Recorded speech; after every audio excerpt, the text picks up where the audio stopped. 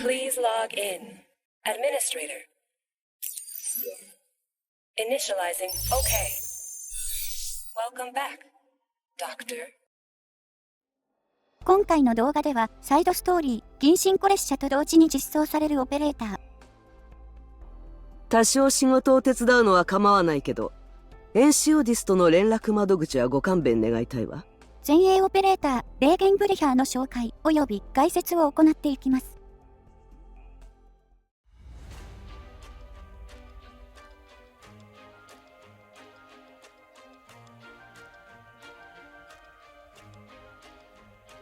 レーゲンブレヒャーよ。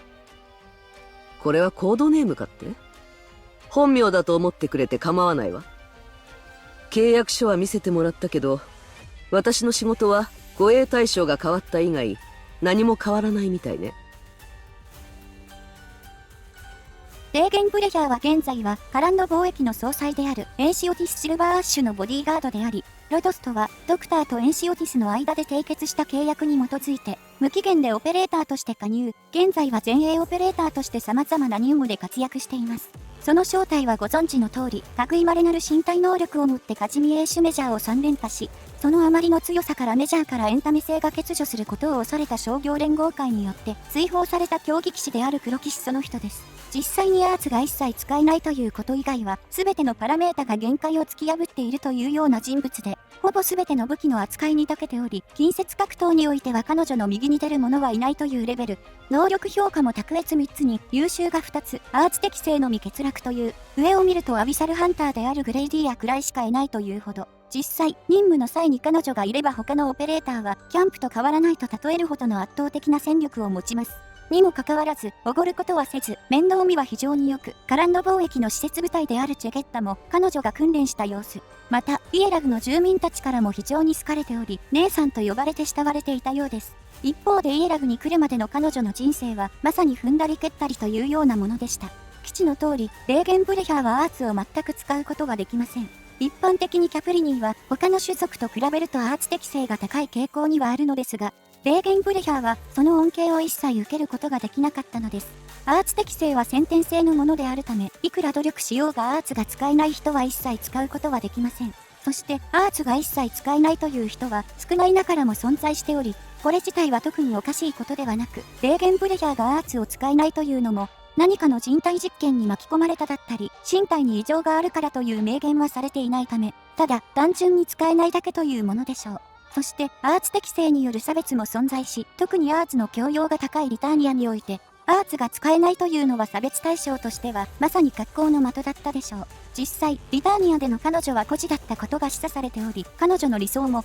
ただ生きて美味しいものを食べるという非常に素朴なものとなっています。その後、カジミエーシュに渡った彼女は競技騎士として偉業を成し遂げました。しかし、彼女は2回の優勝の後にカジミエーシュで渦巻く欲望に失望し、自分の求めるものはここにはないと悟ったのです。つまり、レーゲンブレヒャーは3回目の優勝を当時は狙ってはいませんでした。ですが、商業連合会がレーゲンブレヒャーの実質的な引退を阻止、レーゲンブレヒャーは3回目の優勝を狙うことを余儀なくされます。一方で彼女は次の優勝を使ってとあることを成し遂げようと考えていました。それは黒羽との接触、彼のような強者がどのような理想を持っているのかを知り、技術が及ばなければそこで死んでしまっても良いと思えるくらいにはカジミエーシュに失望していました。しかし実際にはその願いは叶うことはありませんでした。イエラグから来たという自称貴族の青年が彼女を買い取ったからです。この点について、レーゲンブレヒャー自身も承諾したのは彼に説得されて感化されたからというわけではなく、彼が何を考えているのか私には理解できないと思わせた最初の人だったからとのこと。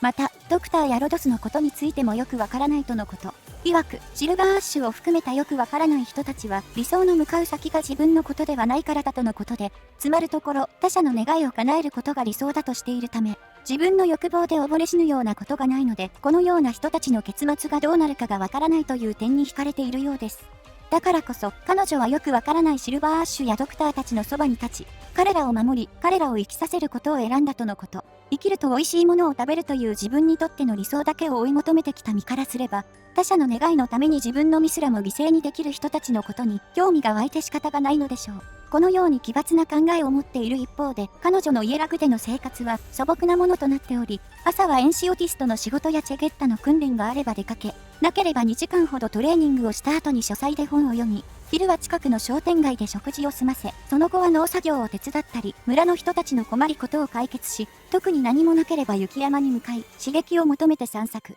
そして、辺りを散歩した後に、夜は村人たちから声でもらったり、困りごとを解決した際にもらった食材を食べて、一日を終わらせるという、これといった波乱もない普通の生活を送っています。イエラグは大きな転換点を迎えている国家ではありますが、レーゲンブレヒャーはようやく落ち着いて過ごすことができる場所を見つけたのかもしれません。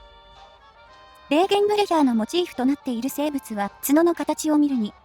空通ではないかと思われます。空通は見た目は鹿のような動物ですが、実際のところは牛科に分類される生物なので、ヤギの方に近くなっています。とはいえ、綿密に言えばキャプリニーは、ヤギ科に分類される動物がモチーフになっている場合が多いので、空通がモチーフなのであれば、他のキャプリニーとは同類というよりかは仲間の立ち位置。レーゲンブレヒャーがキャプリニーなのにもかかわらず、アーツが使えないのはこの点を反映させているのかもしれません。空通の生息地は主に東アフリカや南アフリカの付近、2回ほど曲がる特徴的な角を持ちますが、草食動物らしく用心深い性格をしています。角が楽器などに使われることがあり、有名なブブゼラは空通の角笛が原型とされています。また、空通の皮を使った空通レザーも有名どころでしょう。空通レザーは野生の空通を使用するので個体差が激しいため、あえて傷などは残して使用するのだとか。なお、現在日本で空通を飼育している動物園はないため、国内では空通を見る方法はありません。ただ、そこまで珍しい動物ではないため、海外に行けば普通に見ることが可能。剥製であれば、東京の上野にある国立科学博物館に展示されているみたいです。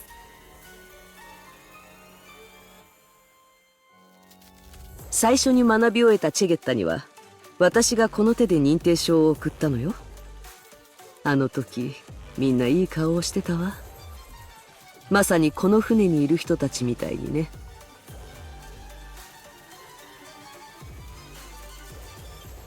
レーゲンブレヒャーはアイレイニに続く3人目の星6剣豪オペレーターで、圧倒的な近接戦闘での強さという設定に違わず、実際の性能も近接攻撃系の敵に対してはまさに圧殺する強さを誇るオペレーターとなっています。レーゲンブレヒャーのブロック数や配置コストなどの基本ステータスは、同じ星6剣豪であるアイリーニやチェンと全く同じ。この部分は素質やスキルによって変化することもないので、特に目立った点はありません。潜在強化による強化内容は、コストマイナス1、素質1強化、攻撃力プラス23、素質2強化、コストマイナス1となっており、目玉となる部分は素質1強化、攻撃力プラス23、素質2強化の部分。いずれの強化内容もレーゲンブレヒャーの火力を強化するものとなっているため、無駄になりません。レーゲンブレヒャーも例には漏れず、潜在を強化せずとも十分に運用できるオペレーターではありますが、さらなる火力の高みを目指すのであれば、潜在5段階目まで強化するといいでしょう。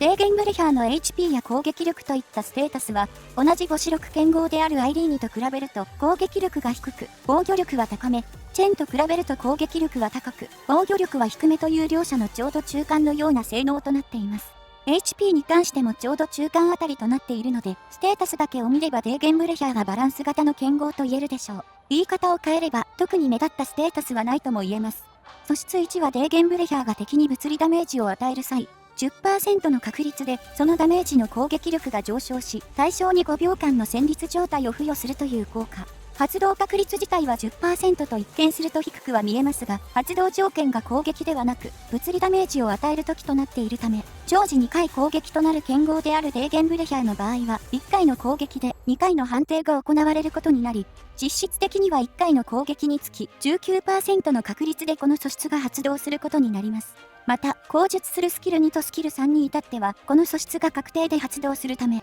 実際のこの素質の発動サイクル自体はかなり高め、気づいたら相手の動きが止まっていたということもザラにあるレベルです。この素質によって付与される戦慄状態は、言うなれば近接攻撃専門のスタン。戦慄状態となっている敵はブロックされている間は、通常の近接攻撃を行うことができなくなり、棒立ち状態となります。現状において、この戦慄状態の耐性を持った敵は、そもそもブロックすることができない敵である。クイントゥスやサーミの意志といった大型のボス敵しかおらず、ボス敵を含めたほとんどの敵に対して付与することが可能です。また、戦慄状態は重ね掛けすることが可能なので、スキルなどを活用すれば、長時間戦慄状態を付与し、相手の動きをロックしてしまうというのも不可能ではありません。近接戦闘を主体にするデーゲンブレヒャーの生存能力を大きく強化してくれる素質と言えるでしょう。なお、戦慄状態が付与された敵は、デーゲンブレヒャー以外がブロックしても近接攻撃は停止するので、デーゲンブレヒャーをサイドに配置し、ブロックは他の重装に任せて、定期的に戦慄状態で敵の動きを止めるといった運用も可能です。素質には戦慄状態の敵を攻撃する際、敵の防御力を最大 30% 無視するというシンプルな効果。剣豪は複数回の攻撃によって火力を実現するオペレーターなので、敵の防御力による火力の減衰を受けやすい傾向にあります。この素質はその剣豪の弱点を補うための素質と言えるでしょう。なお、素質には素質1が発動した攻撃にも適用されるので、素質1を発動させてから素質2が適用された攻撃を行うといった段階を踏ませる必要はありません。素質1が発動した際は、同時に素質2も発動することになります。スキル1は SP が溜まった状態での次の攻撃時、自身の周囲8マスにいる最大6体の敵に対して攻撃力の一定割合の物理ダメージを2回与えるスキル。いわゆる強撃系のスキルとなっており、基本的には放置運用の際に使用するスキルとなっています。周囲の最大6体の敵に最大 220% の物理ダメージを2回与えるということから、総ダメージの最大値は2万を超えるというかなりの数値となっているため、SP のブーストが入り、短い頻度でスキルを発動できるような環境であれば、このスキルだけでほとんどの敵を殲滅することが可能。強撃系の中では強力な殲滅スキルとして機能してくれるでしょう。一方でスキル効果が火力性能に関するものしか記載がないことからもわかる通り、戦慄状態を付与する素質1に対する補正はないので、かなり不安定なスキルとなっています。口述するスキル2やスキル3が確定で相手に戦慄状態を付与するということから、結果的にこちらのスキルを選択する場面は少なくなりがち。戦術したように放置運用したい場合は、このスキル一択にはなりますが、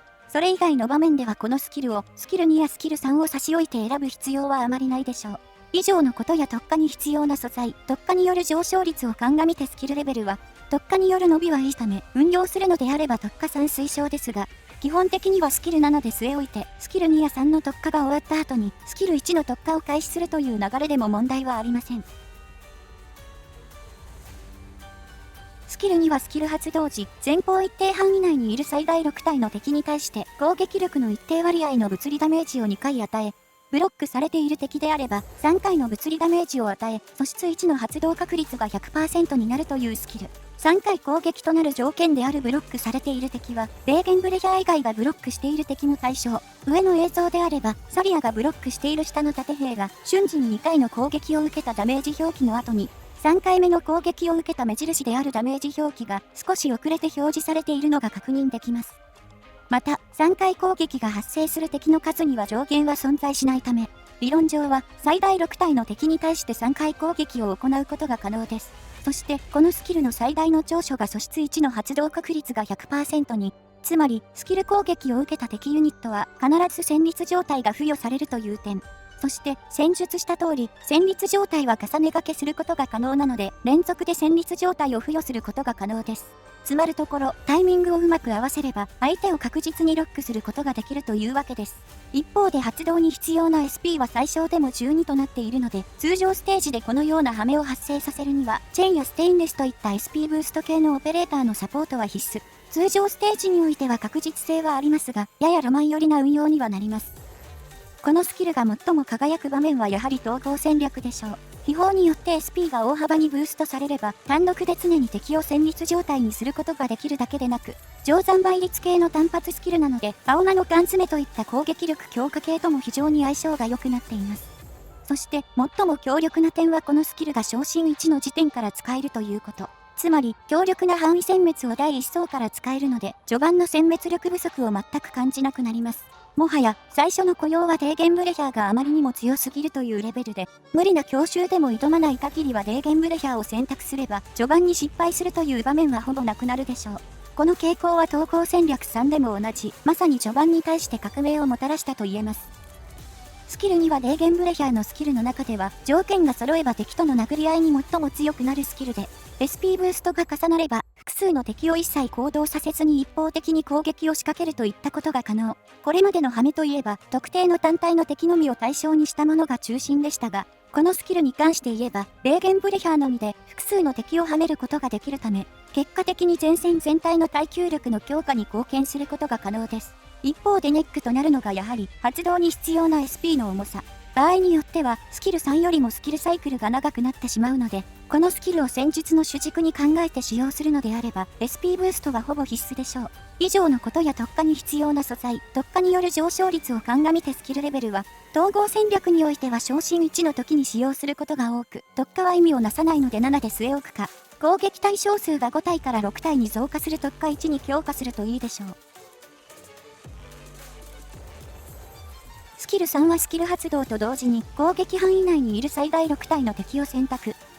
した敵に対しては素質1の発動確率が 100% となり、攻撃力の一定割合の物理ダメージをそれぞれ10回ずつ与え、相当の力で自身の方向に引き寄せ、10回の攻撃が完了した後は同じ敵に対して攻撃力の一定割合の物理ダメージを与え、かなりの力で自身の方向へと引き寄せるスキル。剣豪としては現状唯一の SP が自動回復型のスキルとなっており、発動に必要な SP も30と口述しますが、出力できる火力に対してかなり軽いものとなっています。そのため、他の剣豪のスキルとは異なり、敵が来なければ SP が回復できないということもないため、他の剣豪のスキルよりもはるかに取り回しのいいものとなっています。ステージ次第では1ウェーブにつき1回発動させるというのも不可能ではありません。また、自動回復スキルはフィリオプシスを筆頭に SP ブーストも汎用性が高い傾向にあるので、より手軽に、より短い間隔でスキルを発動させることも可能です。このスキルは持続時間なしということからもわかる通り、形式上は単発スキルにはなっていますが、実際のところは 0.3 秒ごとに1回の攻撃を10回と、1秒ごとに1回の引き寄せを3回発生させ、最後に1回の攻撃と1回の引き寄せを発生させる 3.5 秒程度のスキルとなっており、このスキルが発動している間のデーゲンブレヒャーは、キリン R ヤトウのスキル3などと同じく、無敵状態となり、一切の状態異常を受けることはありません。また、スキル発動中もデーゲンブレヒャーは、配置マスには見た目は存在していませんが、実際にはそこにいるという判定となっているので、スキル発動前にブロックしている敵ユニットのブロックが外れるということはありません。つまり、スキル発動によってブロックしている敵がすり抜けてしまうといったことは発生しません。そして、スキル効果には記載されていませんが、スキル1や2とは異なり、空中の敵を攻撃することも可能。引き寄せはさすがに不可能ですが、そもそもこのスキルを受けて生き残る空中ユニットもそうそういないので問題はありません。スキル火力は、ほとんどの雑魚敵はスキル発動1回で殲滅できるというほどで、敵1体につき、おおよそ36,000程度のダメージを与えることが可能です。さらに、目標となる敵ユニットが途中で撃破されたり、最初から上限以下だった場合は追加で敵を選択してくれるため、ダメージが無駄になるという場面もほとんどありません。スキル強化の計算上、バフとの相性も非常に良く、このようにダクシンスカジと組み合わせれば、防御力1500の遊撃隊盾兵隊長すらもスキル1回で殲滅が可能です。スキル3は非常に扱いやすいスキルサイクルと高い瞬間火力を両立した非常に強力なスキルといえ、現状においてはほとんどの雑魚敵をスキル発動1回で殲滅することが可能です。一方で単体に与えるダメージ量自体は他の決戦スキルと比べると控えめの部類ではあるので、このスキルでボスを含めて盤面を一掃するというよりかは、ボスの周囲にいる敵の梅雨払いをし、ボスを孤立させるといった使い方や、前線が決壊しそうな場面での盤面整理に使用すると良さげ。ただ、例えば HQ の1のような大量の敵が進んでくる場面は、最大同時攻撃可能数が6体と制限されているため、さすがに対処することはできません。こういった場面では、攻撃が範囲攻撃化するアイレーニのスキル3の方が対処能力は高いので、汎用性が非常に高いスキルではありますが、完全無欠のスキルではないという点には留意しましょう。以上のことや特化に必要な素材、特化による上昇率を鑑みてスキルレベルは、特化3まで強化することを強く推奨します。レーゲンブレヒャーの基地スキルは、貿易所に関するものが2つ。1つ目は貿易所に配置時、受注効率が上昇するものの、注文上限が減少するという効果。そして2つ目は、同じく貿易所に配置時、増加している注文上限が5増えるごとに受注効率がプラス 25% されるという効果。ノーシスやシルバーアッシュなどとの組み合わせが前提となる基地スキルで、ノーシスを制御中枢にシルバーアッシュと J を同じ貿易所に配置することで、J が未昇進であれば 145%、昇進1であれば 141% の受注効率を生み出すことが可能。基本的には、ノーシス足す J 足すデーゲンブレヒャー足すアルファ、シルバーアッシュ、リンロースワイヤー、クリフハードと組み合わせるのが高い効率を叩き出せる組み合わせにはなりますが、ノーシス足すシルバーアッシュ足すクリフハードの組み合わせでも 115% の効率を生み出せるので、制御中枢にノーシスを配置してしまえば、比較的応用の効きやすい性能にはなっています。なので、自分の手持ちと相談し、手持ちの中で効率の良い組み合わせを用いるといいでしょう。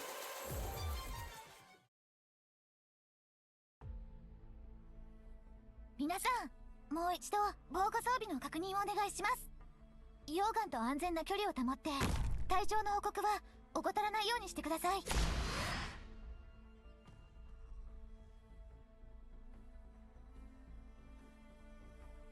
オラオラ。じゃあこの宴会の歌に耳を傾けて。火山の煙や粉塵には大量のオリジニウム粒子が含まれるので、長居は避けましょう。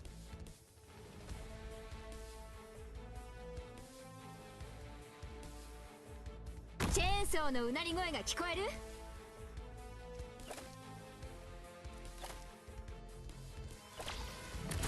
怖がらないで、同胞たち。すぐに着くから。どれくらいの時間で片付ければいい？命をさらう石を溶けてしまえ。私の意見は信念がその歩調をかき乱す。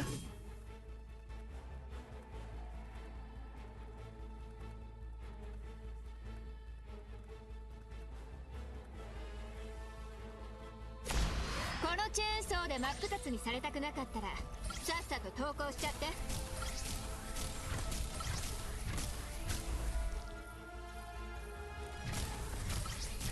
私の意見は信念がその歩調をかき乱す。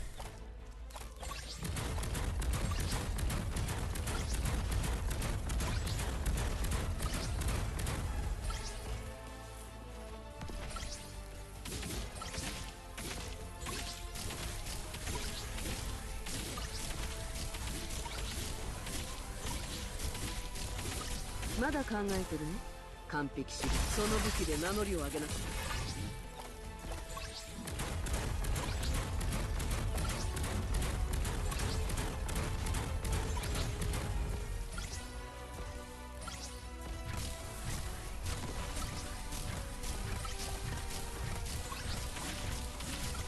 私の意見はここでは感情に意味なんてない。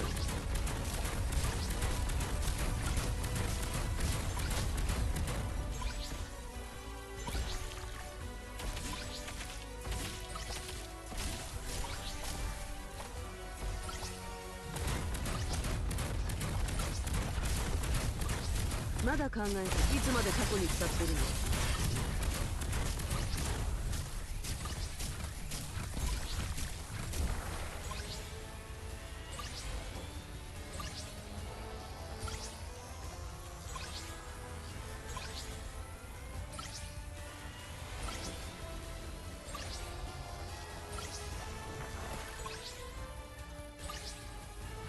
まだ考えていつまで過去に浸ってるの？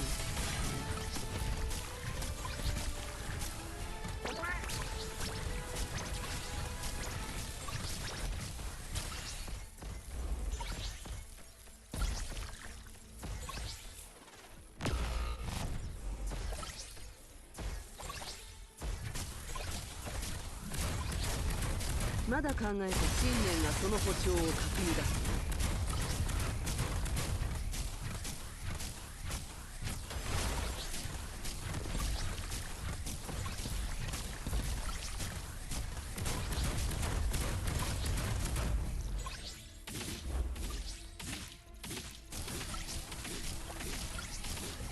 私の意見はその武器で名乗りを上げなさい。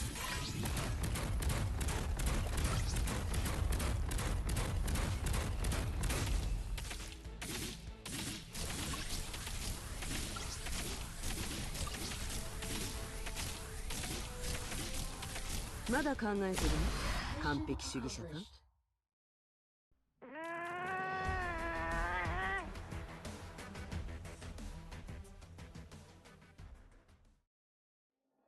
レーゲンブレヒャーはあまりにも強すぎたがために、カジミエーシュメジャーを実質的に追放されたという設定にふさわしく、非常に強力な性能を持ったオペレーターで、それでいて癖らしい癖もほとんどありません。最大火力という面で言えば、ムリナールやスルトなどにはさすがに及びませんが、瞬間火力はそれを補ってあまりある強さとなっているので、攻略の主軸に据えることも十分可能です。通常ステージ、統合戦略、保全駐在、今後実装される生息演算においても大きな活躍をしてくれるので、入手することをぜひともお勧めします。